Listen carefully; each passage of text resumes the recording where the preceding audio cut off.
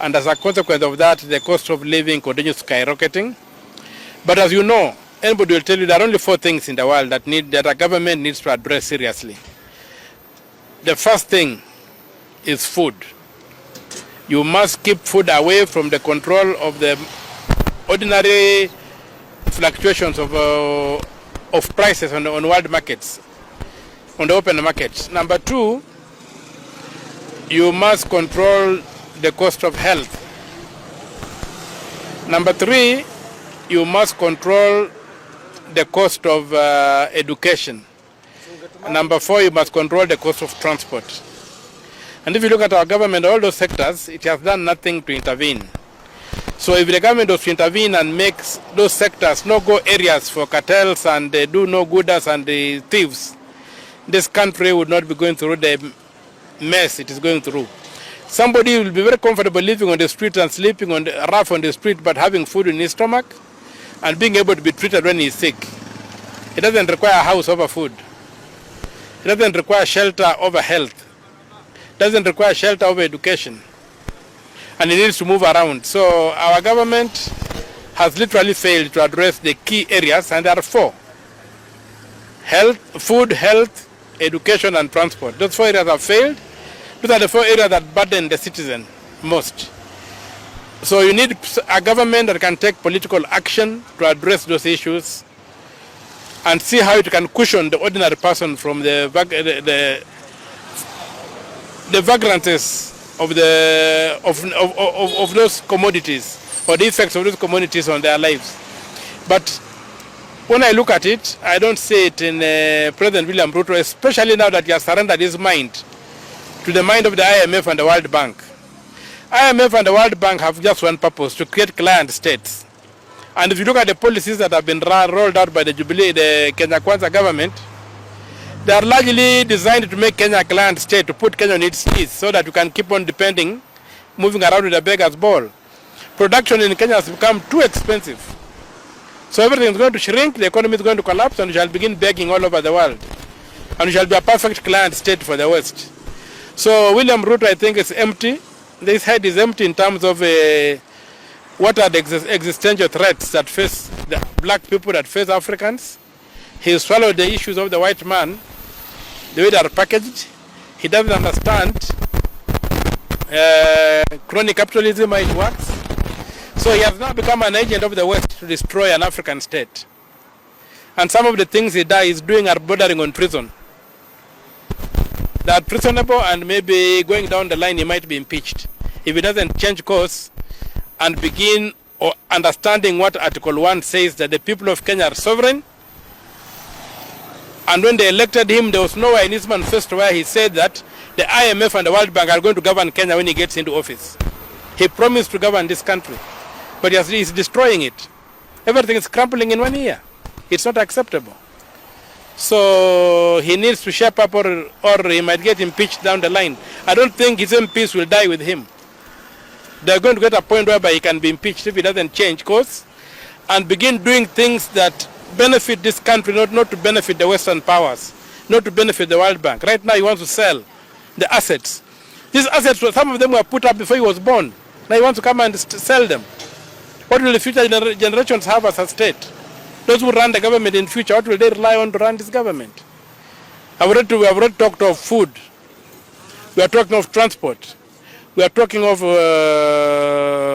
education. We are talking of health. If these things are sold, how will the future governments finance those key ingredients of our modern society? So for me, I think William Ruto is going overboard. And where we are right now, we might be facing an impeachment very soon. My name is from Kenya Digital News. I just have one question for you to shed more light on. Recently, we had the bipartisan talk report being tabled by the Human Ishungwa and all the distributors and so on. And one of the key issues they were agitating for was the high cost of living. It is now missing from the final report. What can you say as a legislator in the Senate? I think that Boma's process was a waste of time. It was a waste of time. If you look at the solutions that profiled, I've simply regurgitated what Ruto has been saying all along. Looks like Ruto is preparing for a leader of opposition so that in case he loses the next elections, he will still be in parliament as a leader of the opposition. And there's no other thing that I'm talking about. They're trying to create a job for Mudavadi. What is that? Is that a national issue? Let him fix the cost of living. Let him fix the cost of petroleum. Let him remove the taxes that are driving this country crazy.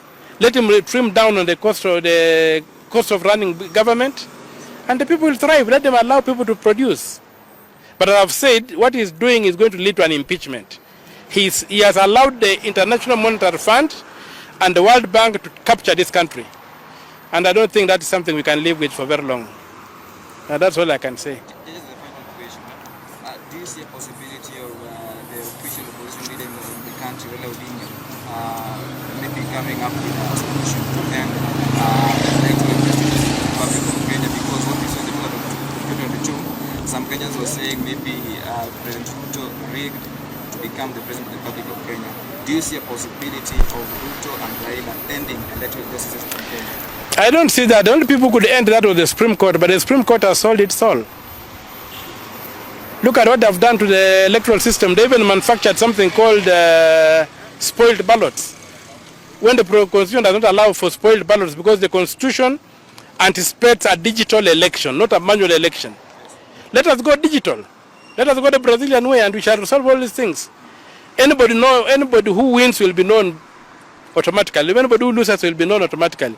But the Supreme Court went to bed with those who don't want a digital election in this country. And that's why the mess is. It's not Raila to fix. It's the Supreme Court to get its act together and accept that the system of election that we have under the Constitution of Kenya, which can give us a simple, accurate and verifiable election, is a digital election. And verifiable by who? Verifiable by the voter. I want to be able to vote. I'm given a serial number. When I go home, I go to the computer, to the website of the IBC. I can trace my vote and know that it went to the candidate I voted for. That's the level of verifiability we need. Not all this nonsense the Supreme Court has been putting us through. It has totally messed up the Constitution, and the problem is the Supreme Court, not Raila.